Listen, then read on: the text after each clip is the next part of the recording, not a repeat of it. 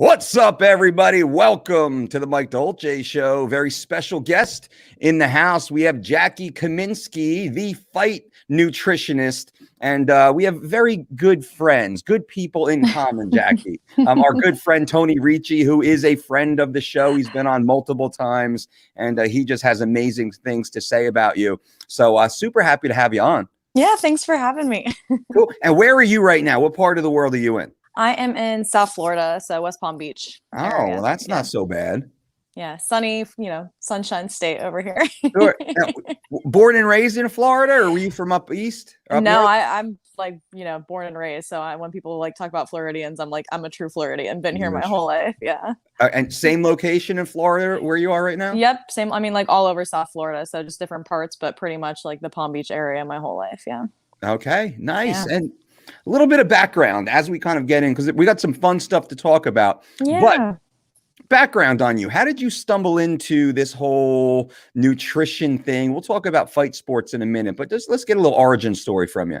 Yeah. So, I kind of knew early on that I wanted to get into nutrition. I was an athlete my whole life, and I realized early on how important that was. When I started school, I went to Florida State, go Noles. They had a dietetics program. I quickly fell in love with it. So I went there for my undergrad and then stayed for my master's as well, where I got my master's in sports nutrition and exercise physiology. But from there, it was just kind of deciding, okay, what field do I want to go into? Because I hate the hospital setting, so clinical was out of the question. Food service, not my thing either. And then community, just it wasn't really the types of people that I was looking to work with. For me to really feel like I'm doing a good job, I like my motivated clients, people who are actually looking for useful information that they can implement in their everyday life, and are actually committed to the process. So kind of athletes was really the only kind of people, the only clientele that I found myself, really wanting to work with. It was just a question of, where I wanted to go. Cause obviously people mostly go towards the bigger sports like football or basketball. Yeah. And then, at the time I had a friend who was like a kickboxing instructor. So I started getting into that, and, not that I was good by any means, but it just kind of sparked the idea. I was just like, I bet pro fighters have really interesting nutritional needs. And then, just happened to be later that week that I was online looking for internships, and I saw that the UFC Performance Institute was looking for nutrition interns. I applied. I don't know how I got the job, because I literally told them during the interview, I was like, look, I don't know anything about fighting. I don't know who fighters are. I don't know anything. I was like, but I'm a really good learner. I love to be taught. I was like, I pick up things quickly. I was just like, so you guys can literally just teach me everything, And what year was that? That was 2018. Okay. So not too long ago. Not too enough, yeah. Yeah. So, I was brand new to it, and I ended up getting the job, and I was there for about 12, 13 weeks working under Clint. Yeah. And while I was there, they hired Charles Stoll too, who was also, really key in teaching me everything that I know now. And so they kind of created the foundation that I base everything off of. I fell in love with it. First week I was there, it was crazy. So Clint, I meet Clint, he introduces me to everyone on the team and the PI, and gives me the full rundown of how everything goes. And then he's like, all right, so I'm going to be out of town for a week. You got this, right? And I was like, what? I was like, what do you mean? So yeah, he kind of just threw me, to the wolves, but it was fun. It worked out great. And I learned so much from them. They're a great team. I still keep in contact, and I love talking with them and collaborating. And since then I just did a lot of networking. So, I'm part of ISSN. It's where I met, I went to a fight science conference here in South Florida at Nova. It's where I met Tony, Sure. Corey Peacock, a lot of those guys, Chris Algieri. So since then I've just kind of stayed in the circle, and that's how I kind of just grew from that. And I fell in love with combat sports and MMA and boxing, and I just kind of wanted to develop a niche. So that's how I kind of got into the fight world. So now you have a pretty solid stable of fighters that are competing at the higher level. And we spoke briefly that you're working with Paige Vanzant. You helped Paige with her most recent bare knuckles fighting championship bout. You just started work with Austin Vanderford, who is Paige's husband. You've worked with Charles Rosa, Ronnie Yaha, and any other list of athletes, as we kind of delve down a little deeper into working with athletes. Yeah, like, any more that I've worked with since then? Is Yeah, that is what there you're asking? anybody else that I'm missing? I don't wanna Yeah, jump yeah. over. Barack Weaver would be the other Sure. one. Yeah, I Yep. started working with him recently. Trying to think like from like the UFC or like, higher up. Yeah, he was probably the only one that we really like missed out on. I mean, I work with a lot of amateur guys from the gym that I train at too, but they're not like well known in the professional sphere. Yeah, no, of course. And so differences right now. So working with fighters is a heck of a lot different than working with the average gen pop, right? And we both work with general pop, but also working with fighters is different because, well, they have to make weight and then they get baseball bats swung at their skull for 15 to 25 minutes, essentially, right? Yep. So Yep. it's not just bodybuilding aesthetics, make weight, look lean, stand on stage and hold your pose. There's a whole extra tier here that we have to be conscious of that I don't believe a lot of other coaches and weight management teams have that general understanding to really provide additional care for their client.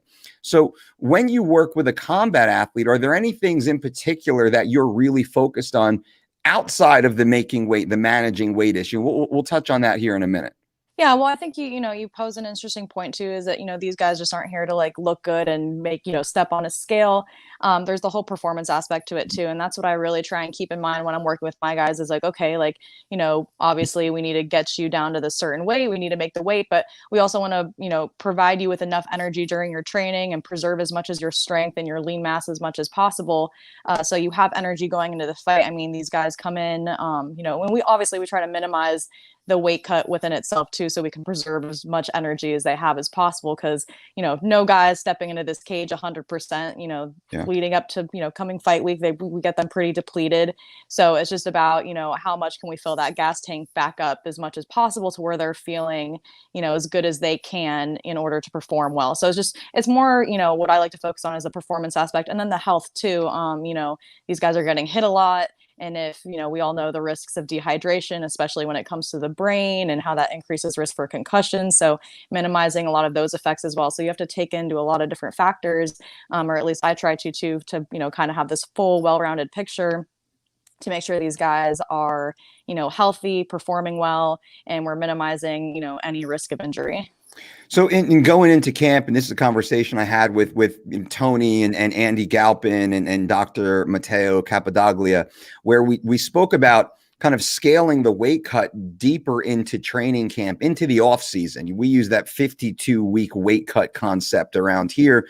We want the athlete to live that lifestyle 52 weeks out of the year. They don't always do it, but that's certainly what we suggest. We want to get their bodies on weight early, essentially, or really have them fighting much closer to their healthy walk around weight. And by doing that, it's getting their body fat lower so they're walking around leaner year round. With the men, and then men and females, do you have a specific body fat target you'd like your male athletes to be as they go into training camp, let's say 8 weeks out? And then is there a stage weight body fat percentage in general you like to keep your guys around? And what that does for those watching and listening, that helps mitigate the excessive dehydration. If we can pull an extra 2, 3, 4 pounds of body fat off of physique, well, man, that's half a gallon of fluid we don't have to squeeze out in the last 12 to 36 hours, right? And that's all the difference in the world sometimes. So Yeah. do you have any body fat recommendations as you go into this? I mean, I think that largely depends on their body composition in general, like how tall they are, if they're more leaner, if they're more, I guess like stout, I guess let's say stockier. Yeah, yeah. But I would say the majority of my guys, I like to have them, for me to consider them being in good walk around weight year round. And, that's like the 52, week weight cut, or I guess dieting phase, is something that I like to, hammer in with my guys too, telling them like, anytime we work together, I'm like, hey, these are the weights that you need to stay within year round in order to, make this weight, even if it's on short notice. So we're not killing ourselves trying to get there. But I would say most of my guys, anywhere between 10 and 13% seems like a good walk around weight. And then, come fight week, I see them, anywhere between like as low as 6 to as high as like 8 or 9% body fat is, kind of what those targets that we're hitting come fight week. But normal walk around year round, I say between 10 and 12, 10 and 13%. Gotcha. Yeah. And we like Yeah. to keep it right around there. We have that 12% is typically our ceiling. We don't want an athlete to really spill. Now, heavyweights, maybe they can get a little bit bigger. Body mass might manage a little bit higher, but we really try and keep that almost like closer to the 11% range if and when possible. Now, I want to jump to one of your better known clients, new client, where you started working with Paige Vanzant recently, and you helped her Yeah. transition from the UFC to bare knuckle. But I do want to touch on something that Paige has been vocal about, where Paige has had brutal weight cuts in the past. And then she spoke very openly about praying that she would not die in the midst of one of her weight cuts. Now, I think you and I probably know who she was working with during that time, what protocol she was following during that time. I've been rather vocal myself of this coach and those, community members know this individual has the worst record for weight cuts in the history of combat sports. More athletes hospitalized and pulled from cards following these dangerous protocols. And here Paige is saying cutting weight made her pray that she wouldn't die. And she really discusses a very harrowing story about one of the most brutal weight cuts I've ever heard of, but unfortunately not uncommon with this team. These weight cuts, and I've seen it multiple times, which is terrifying actually. Your experience with your educational background, before we get deeper into working with Paige and such, what are your thoughts on some of these just general self-proclaimed weight cut gurus who enter the sport, get paid, are able to kind of use the pro bar and pry cash from the wallets of the athletes? They take responsibility, or they're supposed to, for the athlete's health, well-being, and weight management, and then they completely blow it or hurt the athlete on the way. What are your thoughts on those types? Because unfortunately, it's very common. Yeah, it's more common than not to have these kind of fit bros come out there to try and pick up a few dollars and some IG followers, instead of those that have your academic background who actually enter the sport. And I believe that there needs to be, because I know that there's some academics who are also terrible at weight cutting. They don't have any practical experience. They've kept their head in the book. So I really want to be fair to both sides, but I definitely want to hear your thoughts on this also. Yeah, I mean, I think it goes both ways. I mean, I guess I'll start with the academic side, let's say, because, this is, at least for, my background, I'm a registered dietitian, and this, practice is really counterintuitive to what you learn going through school.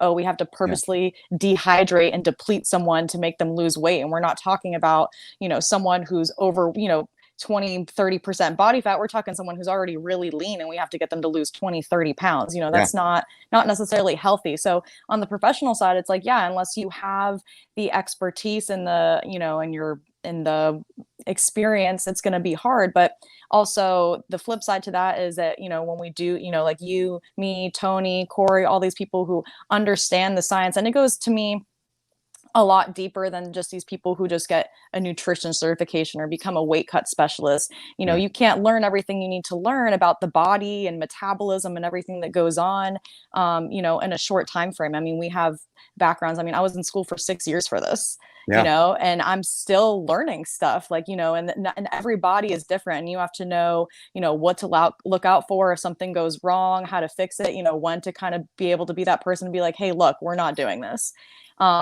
Make evaluations early on. And I don't think that these weight cut specialists, and where I get really angry is that, they get blown up, or, people still want to work with them because they're like, oh yeah, I got someone to lose 30 pounds in 2 weeks, and we're trying to get rid of that culture of having to do these large weight cuts in a short amount of time. Like we said earlier, we're trying to emphasize being on weight year round, keeping your weight within your walk around weight close to your fight weight. So we're minimizing these hard weight cuts, so these fighters aren't having to sacrifice so much of their health and their energy in order to make weight. So I think this culture of, oh, weight cuts have to be so difficult isn't right. We're trying to reverse that. So these people who are weight cut specialists who do this, it's just like, I don't think they're taking into consideration the health of the athlete, and they don't know everything that they're doing. They just read a book, or someone who has been doing it, to me, kind of just tells them what to do. They throw in some big words, some like fancy, science articles, maybe, if they even do that. And then everyone's like, oh yeah, that sounds great. And it's just like, no, that's wrong. And then, to me too, it's just like, I've been studying this for a long time. Even with a lot of my guys, I had one guy, he's newer to the bare knuckle game. His name's Brandon Lambert. I recently just worked with him for his fight on the 5th too. And we cut 30 pounds in 5 weeks. Wow. And that was the biggest weight cut I've ever had to do. I'm still in shock that, we got that weight off in a healthy way too, like just targeting fat loss. But times like that, I still reach out to people like Corey and Tony and ask them questions because every situation is different. But it's about, understanding the metabolism, the body, understanding, when it comes to, I guess, the rehydration aspect, exactly, what kind of electrolytes you need, what the body is losing during the sweating process, how to replenish it, how to maximize the absorption, how to minimize the effects of, a lot of these guys, it's gross, but if they have too much sodium in a rehydration drink, they're going to have diarrhea. And then that's counterintuitive to the rehydration process because now they're becoming more dehydrated and we can't even get food or fluid in them because they're just like, their body's just, they have dumping syndrome. Everything's just coming out. So I think it's just, there's a lot that goes into it that I think it's important that people do have at least the foundation of understanding metabolism in the body and physiology before even kind of getting further into this. Because to me, this is truly a specialty within the professional sphere of nutrition, of, exercise science, of everything. So to me, people who just get a certification, they don't really know. And you can have all the, again, experience helps, but it's just like until, someone comes to me, if they got a certification, they became a weight cut specialist, unless they told me they did a ton of, extra education and had all this extra experience, then, maybe I would consider talking to them more about it or like trust them more. But other than that, I'm like, I really think you need the background. Sure. And all education is good, right? All knowledge is good. And you really want to seek out as much information as possible, credible information for sure. But unfortunately, the level to get into this sport is non-existent. Individuals with zero background, zero education, zero experience most often are accepted into this field, not knowing, I think the athlete doesn't understand how dangerous this actually is.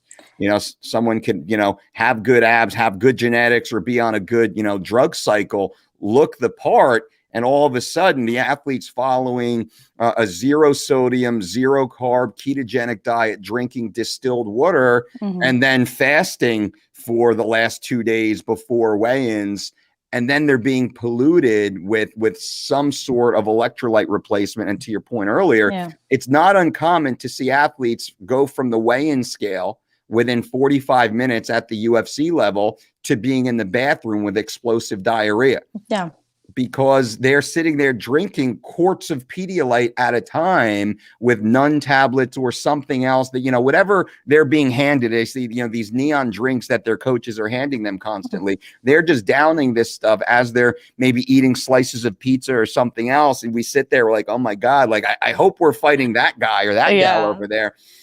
And it's really sad to see at the high level. I just did a Frankie Edgar's podcast last night. We were talking a little bit about the weight cutting aspect and how dangerous it actually is, especially in the hands of someone who's inexperienced or incompetent.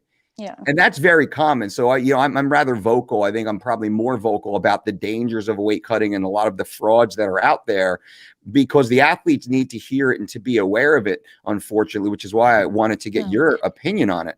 Absolutely. And I think to your point too, there's a lack of research within combat sports too. It's now just becoming more apparent, new and upcoming. So, there's more studies coming out on about weight cutting practices and rehydration processes.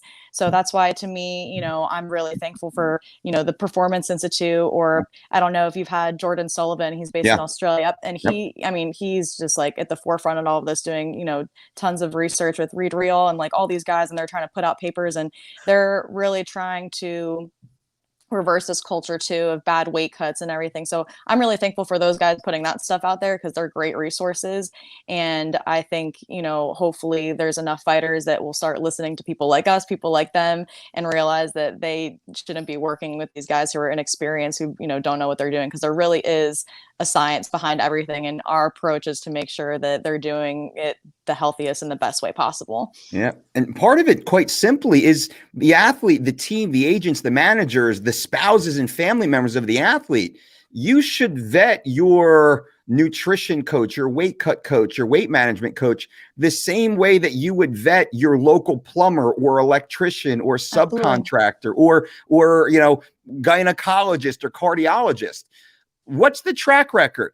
Do you have references? What has been their level of success or failure? And the one in particular we're speaking about, as I've said, there have been more athletes that use the term "I almost died." Yeah. While working with individual. And I think we're probably rather aware as long as you type in weight cut almost died, you'll see the names start popping up. Max Holloway twice, Khabib Nurmagomedov, Paige VanZant, Jessica Rose Clark, Chris Cyborg, the name Mike Chiesa, bam, bam, I almost died, I almost died, I almost died. These are athletes that miss weight, pulled from cards, hospitalized. It's insane. Like that right there should be a, hey, time out. Something's wrong here, ladies and gentlemen. What's happening here? Shouldn't be the norm. Like that shouldn't ever happen to you. That shouldn't be something that you're like almost proud to talk about. It should never happen. It should never happen. If everyone's doing their job effectively, that should never happen. Regardless of, I had an ankle injury. I couldn't run for the last week. If going for a 3-mile treadmill run during fight week is the make or break point between you making weight or not making weight, you shouldn't even have accepted this fight 12 weeks ago. Yeah. Like that becomes, and I've heard athletes make that mistake. Now we're going to jump over to Paige VanZant here for a minute, because Paige she made the leap. She left the UFC. She moved on to the BKFC. She got a huge pay bump that, we're all, some of us maybe inside, we understand a little bit what that actually was. She got some really big numbers, maybe even more for one fight than she made in the totality of her UFC career, or something pretty damn close. Good for her. She's also discussed the struggle she had with weight cutting. We just touched on that. But even still, Paige cutting to 126. Paige VanZant is a muscular young lady. She's got a lot of good, thick, healthy, functional, athletic muscle on her frame. She walks around at 146 pounds, very fit and very healthy. And she kind of documented this, which is why we're speaking about it. And for those just jumping into the broadcast, Jackie had worked with Paige for this fight. This was their first fight together. So we're not going to overly dramatize Paige VanZant in this, but just to speak about 20 pounds for a young lady at that body fat percentage and body mass, body size, that is a massive percentage of total body weight. I know 200-pound guys that they can't lose 20 pounds in the course of a year, let alone in a few weeks during a fight camp.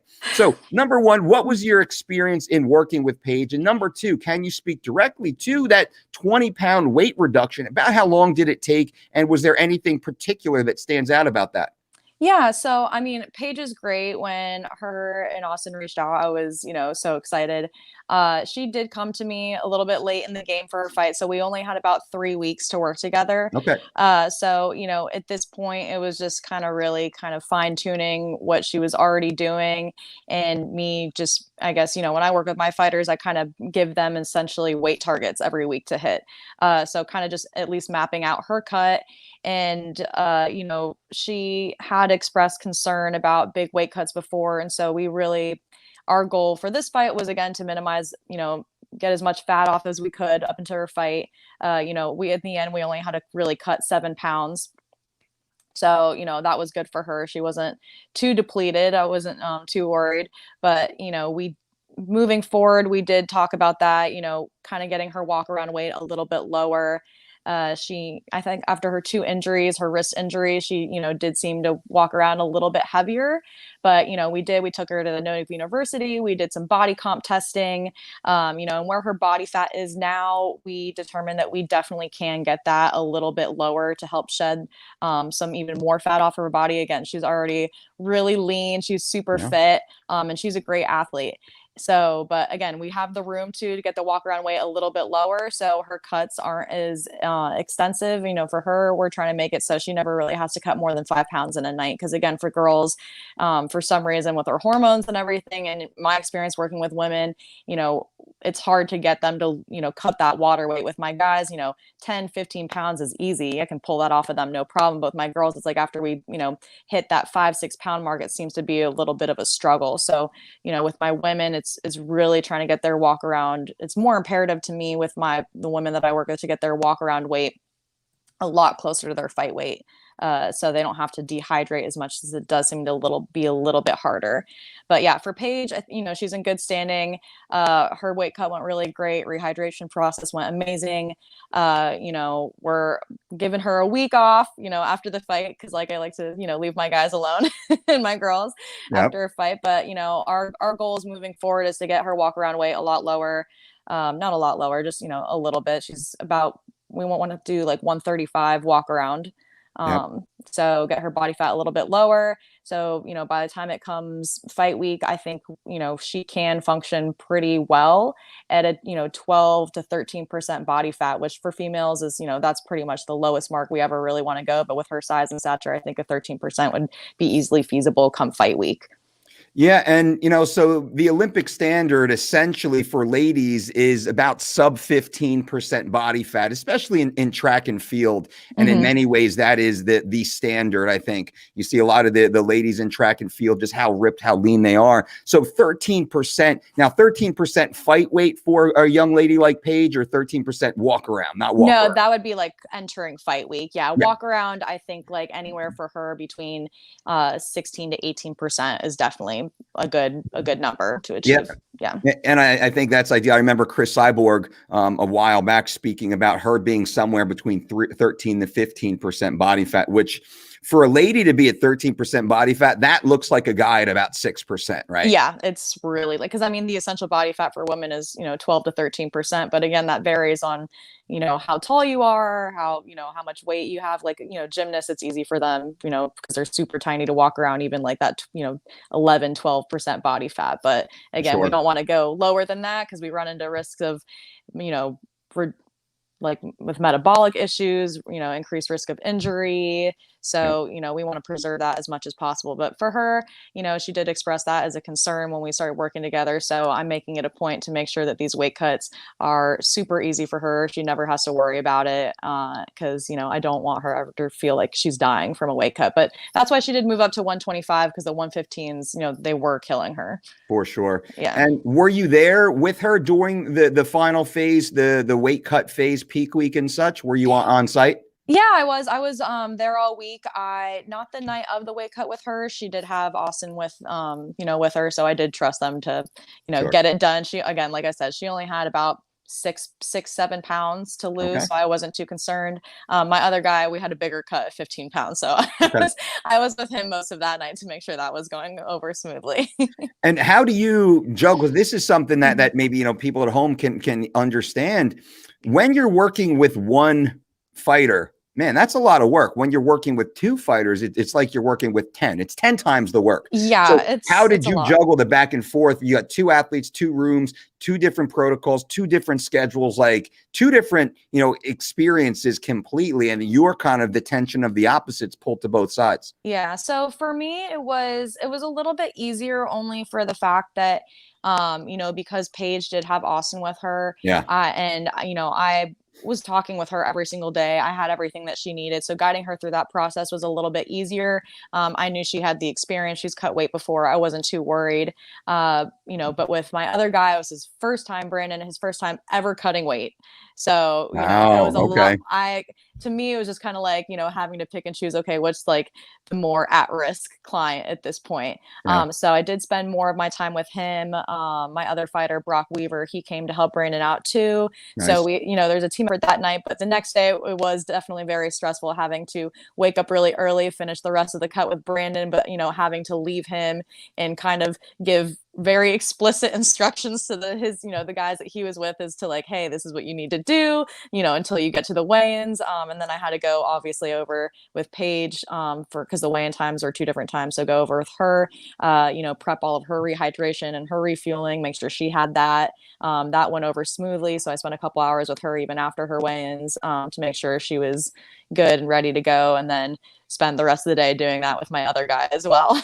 Excellent. Now, I want to ask you here about the rehydration protocol, right? Because after the weight cut and then now the rehydration. But first, Jackie Kaminski, do you eat beef? Obviously. Well, you're going to appreciate this next little segment right now. Just hold tight. This episode is brought to you by Certified Piedmontese. Go to Piedmontese.com and feed your family the same way I feed mine. Right now, use promo code Dolce to save 25% on grass-fed, grass-finished beef with free delivery. That's Piedmontese.com. I always get a kick out of that. You got me at grass fed. I heard that and I was like, sold. I want it. But honestly, grass-fed, grass-finished Piedmontese beef, which comes from the Piedmontese cow, which is a native Italian cow that was actually brought over here to Nebraska. So this is completely U.S. bred, U.S. raised, U.S. harvested, U.S. distributed. So this is a U.S. born company, the Piedmontese team. And of course, they are a sponsor of this show, which we love. But I was a fan and a client, a customer of the Piedmontese team going into this. Mark and Chris Bell are the ones who kind of tipped me onto it. And I fell in love. And then we were able to come up with this relationship. The grass-fed, grass-fed. I'm happy to give you my credit card number right now so I can put in an order. And it's free delivery to your door within 2 days, and it shows up like an Apple product. It's so perfectly packaged. They really do an incredible job. And literally, this isn't now a plug, but it sounds like it. This is the only beef that we eat in my house because it's so damn delicious. It's so freaking good. And then, of course, the benefits. Grass-fed, grass-finished. It doesn't get any better than that, and it is incredible. No, that is the highest quality meat you will get. So that's right. That's right. So now to the rehydration protocol. This is where a lot of people, they screw it up, right? They train their ass off for 20 years of their life. They're devoted to their sport. They get the contract. They get into the organization. They get through fight camp, an 8, 10, 12-week fight camp, let's say. They go through peak week. They make their weight, whether they do it well or not. They make weight, and then they go to damn Olive Garden, or they order from the stupid cafe in the hotel lobby, or the all-you-can-eat Chinese buffet, and you're like, "What are you doing? What are you doing?" Like, my goodness. So, have you seen any horror stories, maybe? But also, what do you do to rehydrate your athletes? So, give us a snapshot. They step off the scale to the time they actually step into the ring or the cage. Are there any principles that you at least have them follow, or the full walkthrough?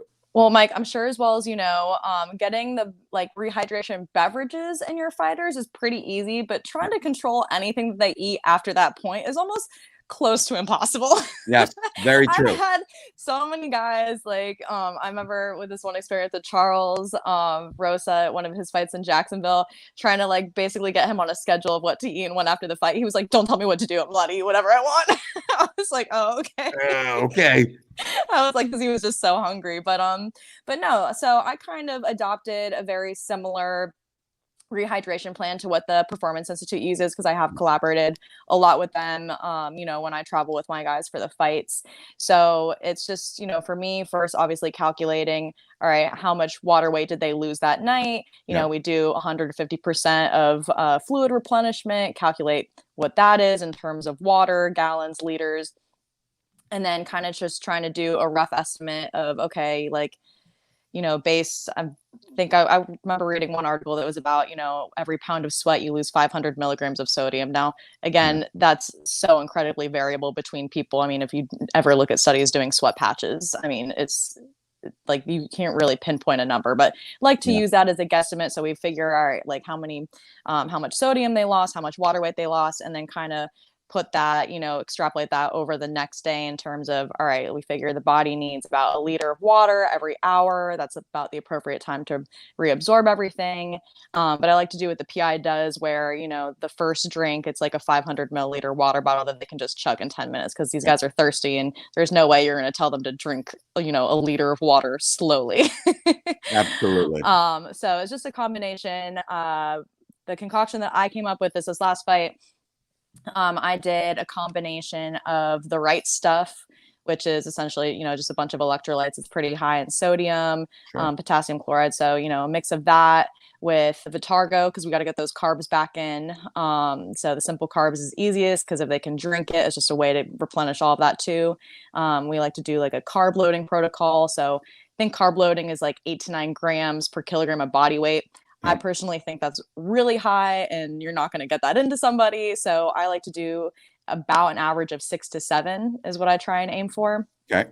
So a lot of my drinks are a mix of the right stuff, or even like those Pedialyte hydration packets, Vitargo, and then in the later drinks, I like to include creatine as well to kind of further help with that water reabsorption, the carb reabsorption. And again, we also know the neuroprotective effects of the brain that it has on the brain, and I keep all my guys are on creatine throughout their camps too. So that's just, to me, if I have to do any washout period with them for the last couple of weeks, that's just a way for me to kind of get that back in them as well.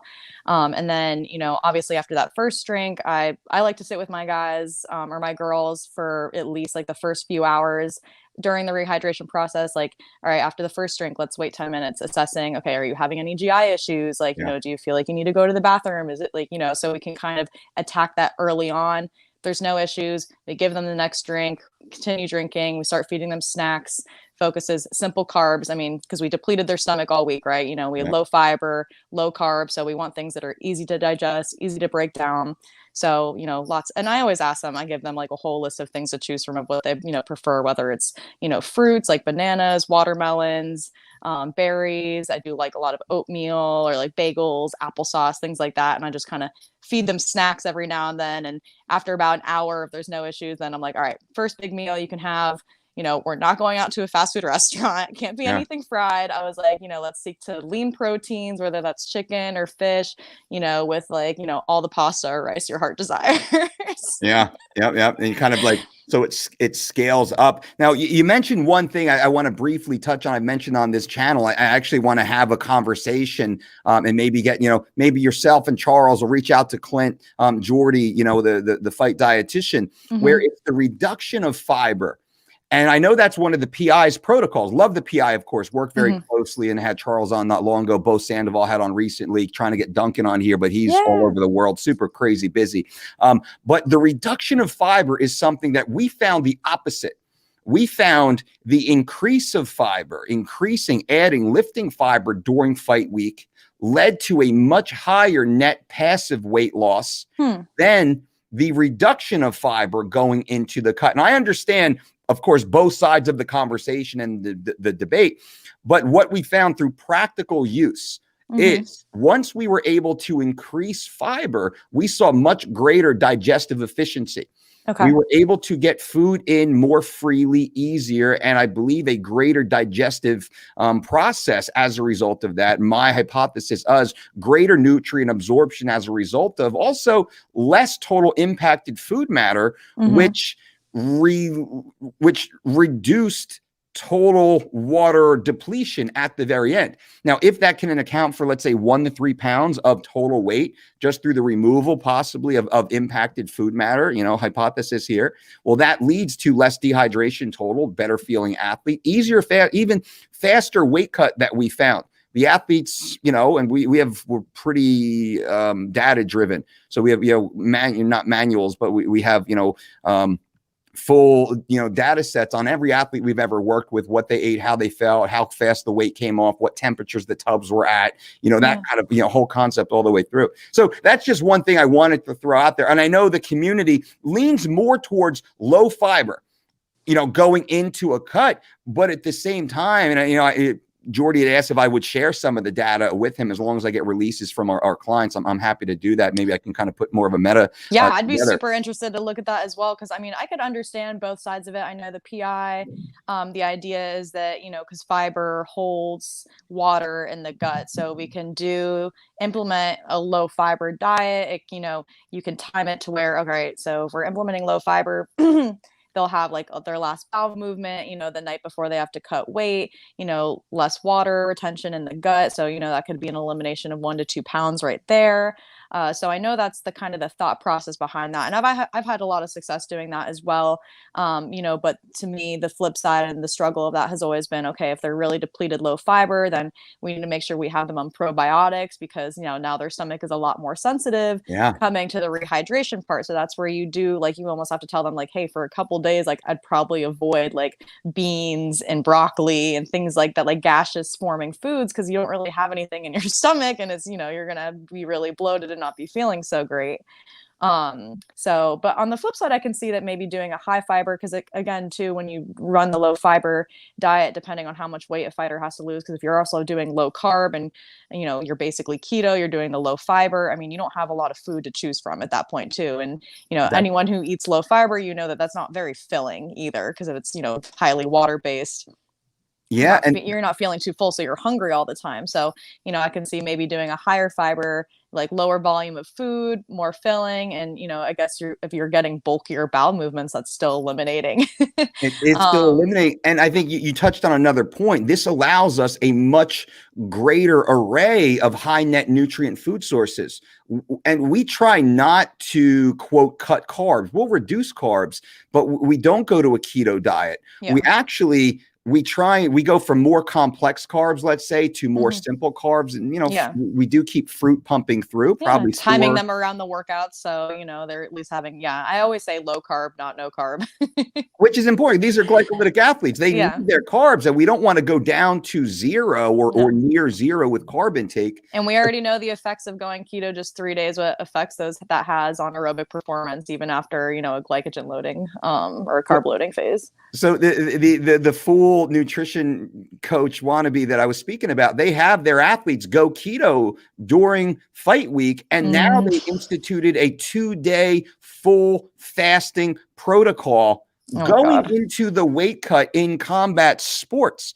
It's terrifying to think, because you and I have an understanding of what this will actually do to an athlete that gets bonked in the head. God knows what the long-term negative health outcomes will be of this type of restrictive protocol for these athletes. It's terrifying to think about, but that's because, in my opinion, of course, this is all opinion-based, in my opinion, they have such a low understanding of the actual science that they're just simply looking at the scale weight. It's easier to starve an athlete, to deprive an athlete, cut sodium, cut carbs, cut food, cook them in 109-degree tubs until they damn near collapse, get the weight off, and then put them on the scale, and hey, we did our job.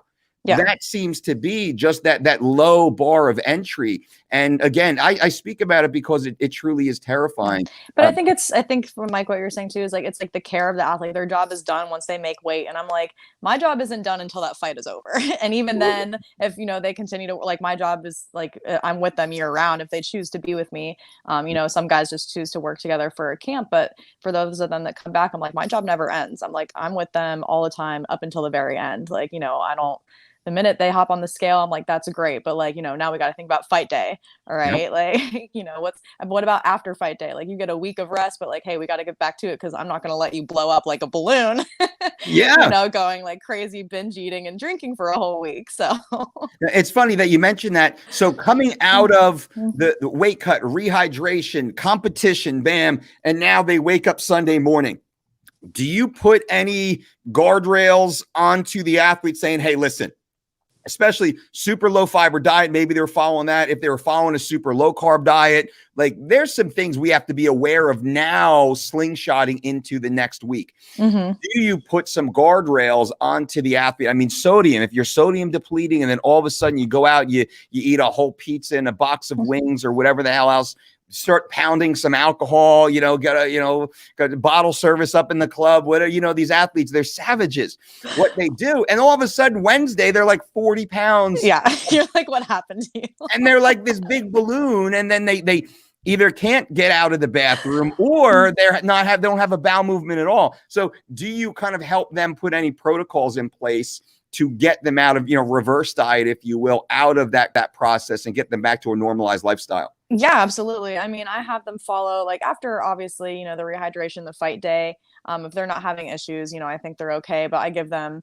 I pretty much tell them, I'm like, hey, you guys have like 1 to 2 nights of like celebratory eating, drinking if you must, because, everyone's got to let loose, they just fought, basically for their lives. Like, they all go in there with the killer mindset.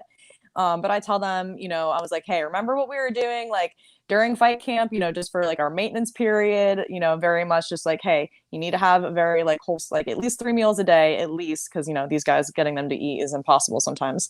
But making sure that they are getting plenty of carbs. So every meal has a rich amount of carbohydrates. Again, they're getting back to training, even if it's late. I'm like, you got to get your pre-workout carbohydrates afterwards. You still need your protein shakes, some, if it's your whey protein, plant protein, whatever it is, with some fruits or some more carbs. So kind of just really instilling them like, hey, like you can have, maybe a little dessert at, after dinner some nights, if you want to go to your Italian restaurant and have like, your chicken parmesan with pasta, like that's fine. But for the most part, I was like, every other meal needs to be, a good balance of protein, vegetables and carbs. Just so we're not going too crazy and they're blowing up. So I could put them, I restrict them. I'm like, all right, 1 to 2 nights of doing whatever you want, but then I'm going to be kind of back on you a little bit.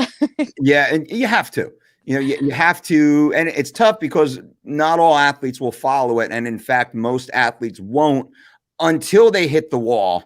Mm-hmm. And then they're going to call you, oh my God, Jackie, I feel terrible. What am I going to do? I'm 40 pounds up and, like I can't use the restroom or whatever else. And it's like, dude, I told you, like, I told you this was going to happen. And, that's the way the athletes are, though. Yeah, I think for me, I find the most success in relating it back to their training, because these are active individuals. I mean, they live for this every day. So to me, I'm like, okay, well, if you're going to eat whatever you want, just know that when you get back into training, you're going to be hitting a wall and you're going to feel really slow and sluggish. So do you want to feel good, or do you want to be miserable for a whole week until you finally get back into the swing of things? So I always relate it back to like what their everyday life is like, what their, what makes them happy, what like makes them feel good. So I'm like, but at that point, again, you can only lead a horse to water. So they choose to do what they do. True. Now we got a bunch of comments here. You mind taking some comments, some questions from the community? Yeah. Are you reading them off or can I pull them up? How do I see them? I got them right here. Okay, so I'll read them off. They're actually, you can see them on screen. So should carb loading be planned based on your activity the following day or the same day? So carb loading, any hard and fast rules if you want to carb load, let's say for some sort of activity, day before, day of, 3 days before, any best practices? Yeah, absolutely. I mean, I'm definitely always an advocate for making sure, no matter what, getting that, pre-workout dose of carbs in. But I think, like that's what people do if they have like race days or, even with my fighters, we spend a whole day making, getting those carbs in. So kind of calculating, I like to say, like I said, the 6 to 7 grams per kilogram of body weight and kind of spreading that, evenly over the day, as to what's feasibly possible. Cause again, when you say that and you're like, okay, you have to get 500 grams of carbs into somebody, you're like, what does that look like in terms of food? You're like, holy shit, that's a lot. Like, how are we going to do that? Yeah. But yeah, I think carb loading, maximizing those glycogen stores, topping them off is, only going to be beneficial, but, you don't necessarily need to be 100%. There's been plenty of studies that shown that, even getting them to like 70% glycogen loaded, they still perform pretty highly. But to me, I think, even if you spend a whole day carb loading, making sure you're getting that, dose before the training session actually occurs is what's going to be really key too. And are there, as my follow-up, do you have any preferred carb sources, go-to carb sources that seem to be most well-tolerated amongst the largest subset of the population? I mean, obviously for loading, to get it in as quick as possible, simple carbs. So rices, pastas. Yeah. I like, mix it up with complex carbs too, sweet potatoes, things like that. Just because, you do want that mix of things that, absorb and break down easily, but also maybe break down a little bit slower too. But for supplements, I'm a huge fan of Vitargo and Carbolin. I pretty much use those constantly for my guys because it's just like, hey, I can get, up to 70 grams in you in one water bottle, Gotcha. That's pretty easy on your system, or even just something like Gatorades too, to just get it in, it's quick, easy, digestible sources. Yeah. Sure. All right. Now Boris asks, what do fighters eat on fight night? Is it different compared to their everyday training? Good question. So competition day feeding, does that change, from training camp, let's say? Of course, weight cut, the last 72 hours maybe is a little bit different, but now fight day, anything in particular, any tricks that you use, or is it just status quo? For me, fight day is a continuation of the refeed that we implemented post weigh-in. So it's just a continuate, and it's very similar to what I do with them during training camp. But instead of obviously, watching the carbohydrate intake, so we're kind of minimizing that if we're needing to lose weight. It's just a focus. A lot of the focus is carbohydrates. So, it's to me, I'm like every 3 to 4 hours getting something in. And again, it's just with these guys, it's like how much can you get them to eat? Because a lot of them, they are focused on the fight. Maybe they're not hungry, they're just in a different mindset. So then food isn't really on the forefront of their mind. But I at least try and you know, to me, really tune into that 3 to 4 hour window before the fight, making sure they're getting, some sort of lean protein, a carb rich meal of at least at minimum, I say 60 grams of carbs. And then, if they can, an hour or two before the fight, doing another snack, whether that's some granola bars, some fruit. That's where I like to implement the Vitargo again, because they can just drink that to kind of top off their stores. Because it's, again, like I said, a continuation of the carb loading again from the day before. Yeah. Yeah, we typically suggest, just because you have to take in the emotional roller coaster the athlete goes through also as they get closer to fight night, the stomach gets softer. So we typically say a bigger breakfast. Now, on fight day, just to kind of hijack the question briefly, fight day is like hard sparring day as far as food intake should go. We want it to be very similar across the board, right? Known foods, known responses, all the way through. But we say breakfast, maybe slightly bigger. 1.5 times what their normal sparring day breakfast would be. Lunch, about the same size of a normal lunch. So we say big breakfast, medium lunch, and then kind of pick their way into fight night based upon how they're feeling. We want them to eat a little bit every, 30 to 90 minutes just to kind of get a little bit of drip in, carbohydrate drip, just keep their blood sugar nice and stable. Nothing crazy. And we're certainly not force feeding them at that point. We're definitely focused on staying optimally hydrated, which is important, making sure they're maintaining electrolyte balance. They're not drinking at all, but also they're not just over consuming plain water, because now they're actually in a way dehydrating themselves also, quite possibly. So just keeping it super simple across the board. Now we actually have, let's see, there's a lot of great questions here, which is nice. What is a no-no? Any no-nos, any bad foods that people think are healthy? Anything that you avoid that pop culture says is a good thing? Anything that says, what do they say? Is it like 0 sugar, low fat? Yeah. Those to me are big no-nos. If it's no fat, that means it's high in sugar. And if it's no sugar, that means it's a ton of sugar alcohols, which some people are fine with. In my experience, they really destroy my stomach. And I'm just not a fan of what it does to your gut and your gut health. So I'm more of an advocate for eating whole foods as much as possible. I really, don't really like to spend too much time doing protein bars and meal replacements. And you see that all around. If you go to any food store, there's tons of that. That to me is just like a little supplement if you're on the go and you just need something so your blood sugars don't drop too low, or, a quick pre-workout on the way to the gym. But yeah, definitely advocate for whole foods as much as possible. But no-nos would be like anything that says low fat, low sugar. Agreed. Yeah. Fake I'm foods. not a fan. Yeah. Nope. Fake food. We don't like fake food. Agreed. Perfect. Brian says, what are the challenges working with high level athletes versus everyday people? And then vice versa, are there challenges working with the everyday person that maybe we don't experience working with the athletes? Yeah, I mean, challenges working with high level athletes, I would say, are that especially when you're new to working with them, a lot of them will have habits and kind of rituals that they've been doing forever. And if you're kind of coming in as, a health professional in your field, for me, it's, talking about weight cutting. If they're so used to doing something, then I'm telling them like, hey, like we're like, actually, we need to change this and almost do like the complete opposite. It is a little bit of a struggle trying to get them to trust you and listen to you 100%. Some people are fully invested. Others are like, yeah, I'm going to like take what you told me, but like also do my own thing and tweak it.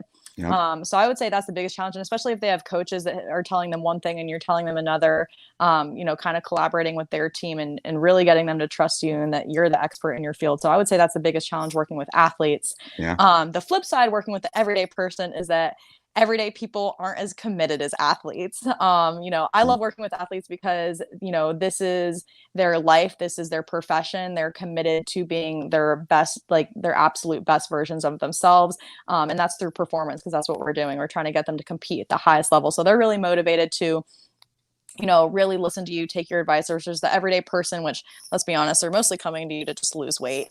But they're not as committed, they're not as consistent, and they'll tell you, oh, well, like, they just make up excuses as to why something didn't work, or they didn't follow what you told them for like 2 weeks, but now they're complaining why the plan isn't working, where you're like, well, it is all about consistency. So, if you didn't follow it for 2 weeks, obviously, Yeah, absolutely. that's why it didn't happen. So there is a flip side to both.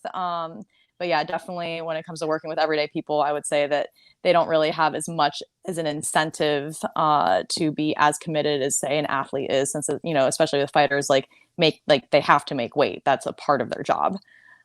So yeah, I would say that's probably the biggest difference. Agreed. We'll do a couple more, and I got a few other questions for you before you get you out of here. Evan asked, what is the most amateur mistake most coaches make when trying to optimize the sodium-potassium balance while dropping body fat, and any differences between males and females?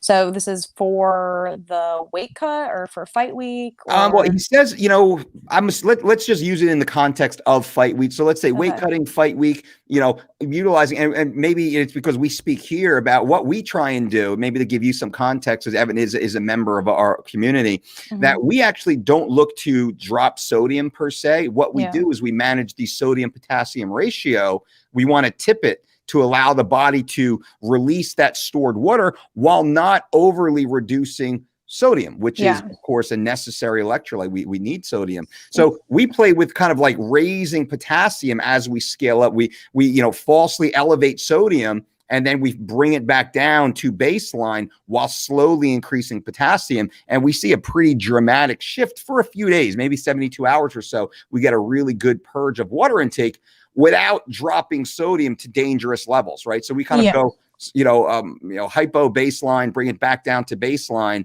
and then kind of let the water slip off. So maybe that's what the reference is to. Evan, I apologize if I'm bashing your question here. No. But anything that coaches do, that maybe it's dropping sodium to zero, going into fight week. And I would think that would be the biggest mistake, because I tell my guys all the time, it's like, we're low sodium, we're not no sodium, because if you were no sodium, you would die. Like, your cells need it to function.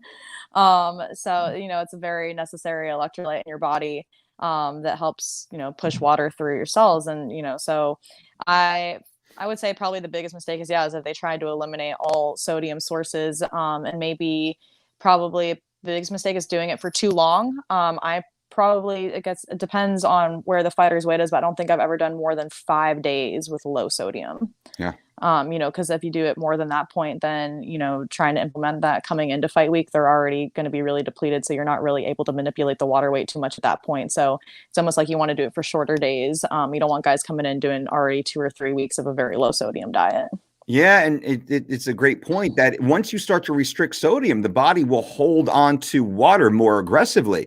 So it becomes counterproductive after that short window of time. And I had said hypo before I meant hyper. So, for those paying attention. And anything else here? Let's see. Well, George says, thank you for this interview. Thanks to Jackie as well. We certainly appreciate that. Neely asks, how do you deal with injured athletes and their nutrition that have a minimum of movement? So Neely is actually an Israeli athlete, very high level combat athlete over there, female athlete. So, hey, Neely, great to see you. And any thoughts on, and I believe she actually suffered an injury surgery right now. So being a high level athlete, she's already thinking about the comeback and mitigating some of the downside of being injured. Any thoughts on being hurt, can't train, what to do in this case? Yeah, absolutely. I mean, in terms of the injury process, is just getting you back to training as quick as possible. So, a lot of my injury protocols are, increasing our intake of omega-3s, getting, decreasing that inflammation, making sure you're getting rich sources of protein to help with that lean tissue, creatine, because we all know that reduces creatine actually helps with injury. So it decreases the time of, I'm trying to say this backwards. So it reduces the time that you are gone from training, I guess I would say. So it kind of helps with that injury process as well, again, with that inflammation.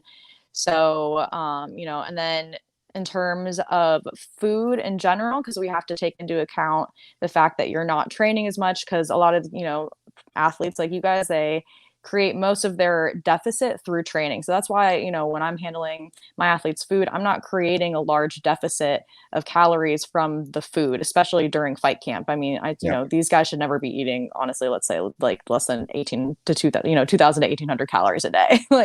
They're working out 2 or 3 times a day, but when you're injured, you're not working out as much. So again, it's just, focusing on, okay, what are your baseline needs? Feeding that maybe a little bit more, because, when you're injured, or even if you're sick, your metabolism is a little bit higher. We're working on that recovery process. So it's just, making sure you're getting lots of inclusions of antioxidant rich foods, fruits and vegetables, lots of lean protein, healthy amount of carbs at every meal. But again, just working more on that overall balance to kind of help with that injury process, keeping your weight within a good range, so you're not, again, like blowing up because you're spending a whole week on the couch eating chips and ice cream. All the good stuff, all the good stuff. Right, all the yummy things. Right. But yeah. And last one here, Omar asked, and there was a few of these questions. What is a must-read textbook for a nutrition coach? Any of your go-to books? Yes, I have mine right here. Let me grab it. I got this when I was at the ISSN conference this year. It's really great. So like literally everything that ISSN puts out is in this journal. So it's up to date, but it's the essentials of, hold on, if I can get it in the camera. Essentials of Exercise and Sports Nutrition, Science of Practice by Richard B. Creeder. So yeah, highly recommend this book. Bam. Right here. All right. I got you full screen so everyone can see. Awesome.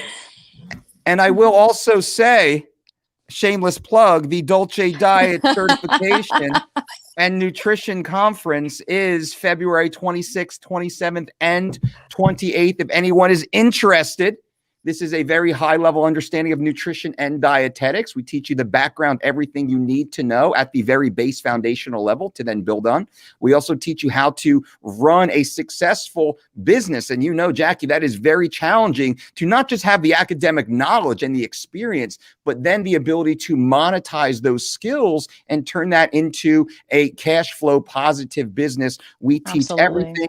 Those interested, you can actually click the link. I just threw it on. I believe we are almost done this tier in our pre-registration. So definitely take advantage of that. And I just might, after this, ask Jackie to come and be a guest speaker at this DDC.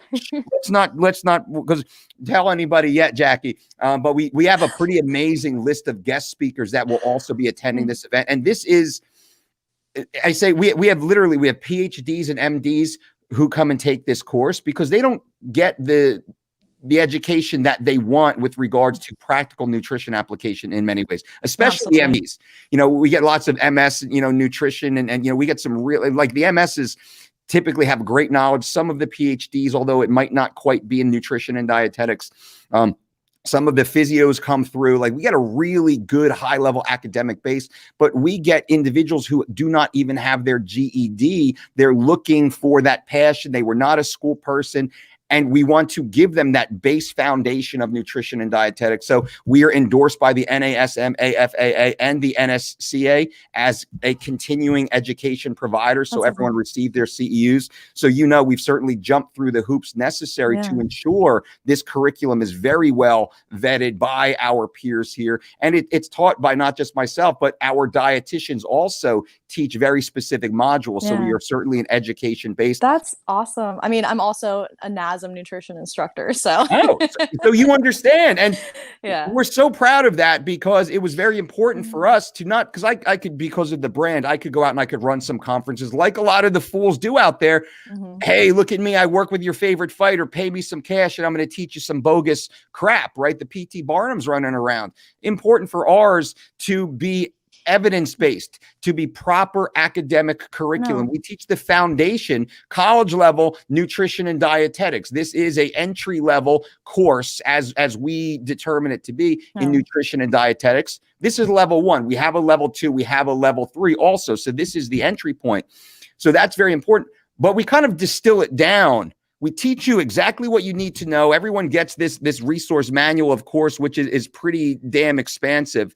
So you have that in your file. We teach to this, but we give you the practical takeaways that a lot of coaches need to have that, right? So you have the base foundation. We give you the practical takeaways, and then we teach you also how to build your business, how to actually monetize your skill and passion. I know a lot of amazing coaches, like so freaking phenomenal, who are not able to sustain their business. Therefore, they left thousands of humans in the dark because they couldn't get paid enough to go and help change people's lives. And they're working in factories right now where they're doing other things that isn't their passion. So that kind of became our passion. Let's teach coaches how to make money, provide for their families, which allows them to then really help other humans. Well, you're doing what everyone else struggles to do, is kind of bridge that gap between the science world and the general population, because, you know, you can get a PhD and they can say, you know, they know everything in the book, but they can't basically dumb down all the sciences. You know, someone like I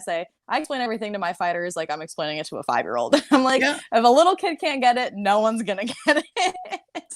You know, you say that. Now, if you can't distill complex topics into that base conversation, then you don't have a good handle on it anyway. I believe that was, you know, I'm you know, chopping up an Einstein quote, but it's the concept of simplicity. If I can't make the highly complex very simple in my ability to communicate it and even apply it, I truly don't have an understanding of it. So I actually need to go back and do more research to figure it out even better. And I agree with that. And that is what we've always tried to do here. You know, I don't want to say we dumb ourselves down, but we make it very easy to understand this information, knowing I don't know 1% of all the things that are out there.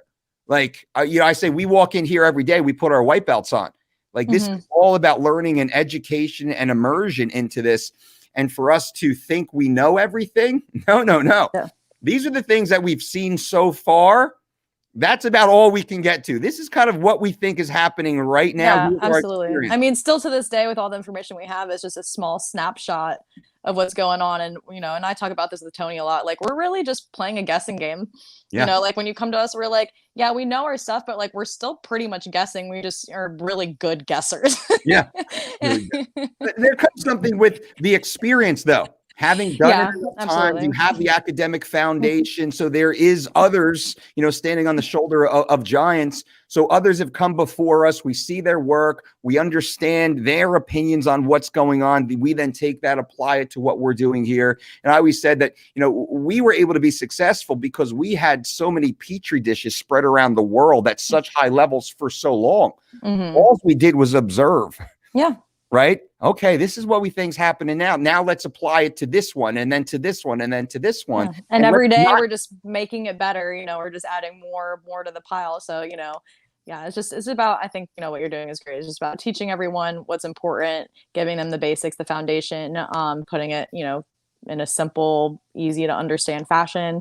Because, you know, I think what you do, like what I do, like I'm happy to help anyone who's interested in doing this. I'm not interested in, you know, just monetizing it for myself. Like I'm, you know, very passionate about, hey, if you want to get into this, I want to teach you how to do it the right way. Yeah. We had it at one of our, so in Las Vegas, we used to have, back when you could actually see people face to face, we would hold these conferences at the Mandalay Bay and at the MGM. So we had some, you know, really well-attended conferences. And one of our guest speakers was Dr. Tori Robson. Dr. Tori Robson was a Air Force fighter pilot, right? So he spent his years there. He went to chiropractic school, became a chiropractor, and realized the money is not in snapping necks per se. There was a much greater goal for him. So he actually expanded his business, probably one of the most financially successful chiropractors in the nation. He actually teaches other chiropractors how to run their practices. He has massive seminars and conferences. He's just a brilliant man. And people criticize him in his community because he's financially successful.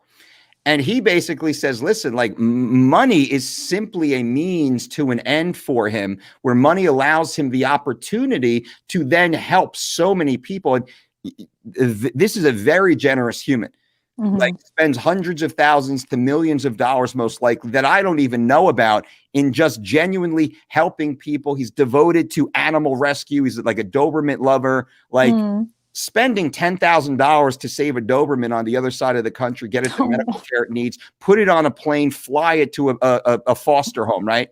So that's what it allows. So, kind of in speaking to this, teaching individuals the opportunity that financial success allows. And this is something that there's a lot of coaches, and even in the academic world, I'm, of course, friends with lots of the great academics out there. And I don't consider myself to be one, although Andy Galpin gave me an honorary PhD because of my work. I'll take that. But at the same time, some of the academics I speak to, it's almost that making money is a bad thing because it should all be about kind of the education side. It's very much of that academia kind of mindset, the struggling professor, if you will. Yeah. And then there's kind of more private sector mentality where they go too far with the overemphasis on finances at the detriment of the community. So I think there's an interesting rub in between where Go ahead. I was going to say, yeah, there can definitely be a lot of contention between like the academic world and then people who are in business. So, kind of balancing that is difficult because it's like you want your foot in, both pools, I guess would say. You want to be connected with all the academic, but you also want to be successful in business too, because in that world, and which is why I didn't want to go get my PhD. Like maybe I will eventually at a different university. Yeah. But in the beginning, I didn't want to because I was just kind of like everyone here. They think they're know-it-alls. They're not really interested in helping each other out. And when you're trying to talk about how to make money, they're just talking about, okay, well, what university can you work at? And you're like, but I don't want to do that. I want to do more. Like I can do so much more. Yeah. So it is hard to bridge both worlds and kind of get the respect from both parties, for sure. Yeah. I had Dr. Corey Peacock on recently, and we did touch on this topic. I found interesting in that those who go through the PhD track, there's a lot of education that is necessary. You got to, graduate high school or get the equivalency. You got to go through, you got to get your, BA or BS. Then you go through, you got to get your MS. Then you have to go through into the doctorate program. And you're talking 6, 8, 10 years of your life post high school in order to get the PhD. And if you want to be an RD, you have to, get the internship. You got to get your hours done. And, that education, that track, there's a lot of money. It's a lot of money. And I say, well, where's the ROI on this?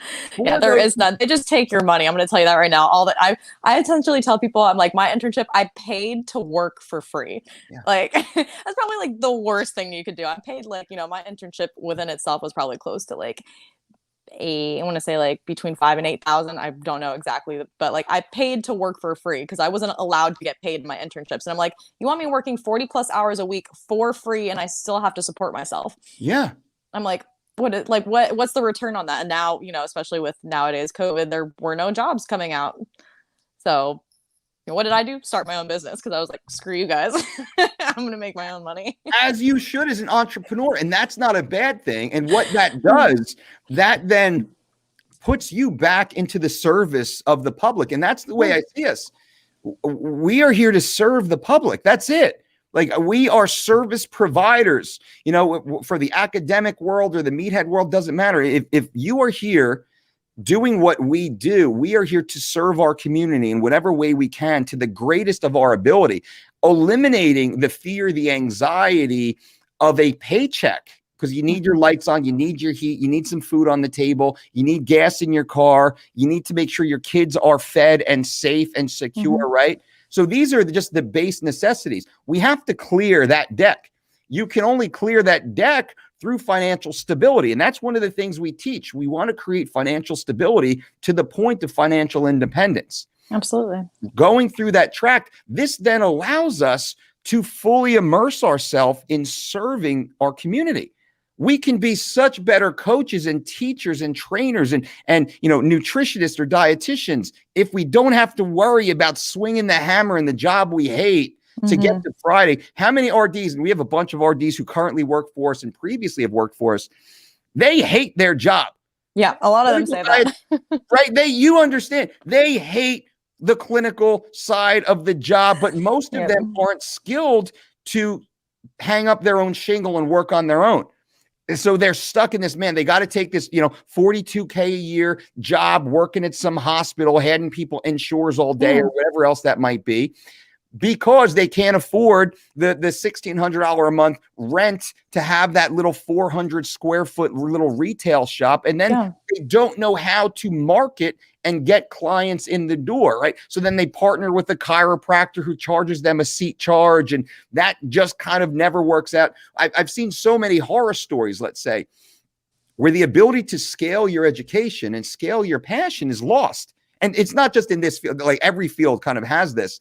So, to our certification and fitness conference, we really do try and teach individuals how to bridge that gap, how to do it properly, and how to do that debt-free, which is also very important. You understand. And make yourself like, a worthy person to work with, a valuable, I would say a valuable person. Cause going through school. And there's no jobs on the market. And I was looking at salaries.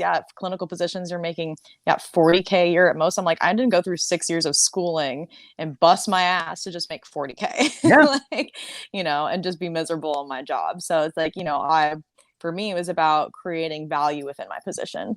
And that's what's important to me. And, hopefully, my guys have told me, the people that I've worked with, but, I always like to hope that they enjoy working with me, that they find me valuable as well. But that's the whole gig. If you're not providing value, well, you're not going to be valued. Exactly. So you got to move on. All right. Now, before we close, outside of all this nutrition talk, blah, blah, blah, what do you actually like to do outside of this crap? Like, give us a little, personalize yourself for us, please. So I just joined the ISSN stand-up paddleboard team. Oh, hey, nice. All right, cool. That's awesome. So you live in Florida, so you can do that. It's all ice out here. Exactly. So, it's been nice out. So Jose Antonio convinced me how it's going to work is that I'm going to try and knock everyone else off their boards so the rest of them can win. Like American Gladiators. Nice. Because I'm like, there's no way I'm going to make it, first at the finish line. Okay. But other than that, I take up a lot like kickboxing training myself. So I'm actually thinking about maybe I'm going to give it another year, take a fight, you know? Oh, yeah. So, but I just started sparring, and it wasn't this past Saturday because I was at the fights. But the weekend before, I went to sparring for the first time and got rocked in the face, got punched so hard. Ooh, okay. I'm pretty sure I suffered a minor concussion. Uh-oh. And so I immediately get home, downing the creatine. I was like, oh my God, I can't have a concussion. But I was like, okay, so now I know what it's like to get hit. Cause to me, I'm like, I want to know what my guys are going through. But yeah, on the side, I'm definitely, the fight nutritionist isn't, I don't just talk the talk, I walk the walk. So I'm definitely training, trying my best to keep up with my training, maybe take a fight eventually and kind of apply what I, tell my fighters to do to, what I do. So that between that and paddleboarding, that's pretty much all I have time for. And then I'm a cat mom, so I take care of my cat. Are you a crazy cat mom or? Is there a way to flip my camera? He's basically a dog. I think so. Let's see this. Oh, hold on. I can just selfie with him. There he is. Oh, look at that. I love it. There you go. What's his name? Aslan. Aslan. I like a big furry boy cat, right? Oh yeah. He's like a dog. He's like a lap cat. He just comes and cuddles with me everywhere I go. Oh, perfect. Nice. Nice. Well, Jackie, I really appreciate you being here. Everyone interested, you must go to thefightnutritionist.com to learn more about Jackie, learn more about what she's doing. You can book a consultation with her and definitely, kind of see what she has going on. You have a great Instagram page, _fight nutritionist. I will link it below in, this video and also on Instagram and everywhere else when we pump this out.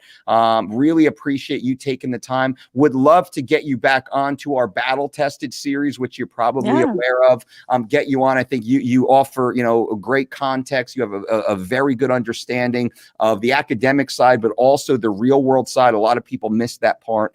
And you have a good personality, so you can actually have some fun conversations, because there's a blend, right? There's great minds out there, but they can't communicate the information in a way that I want to listen to it. I'm like, oh my God. Please.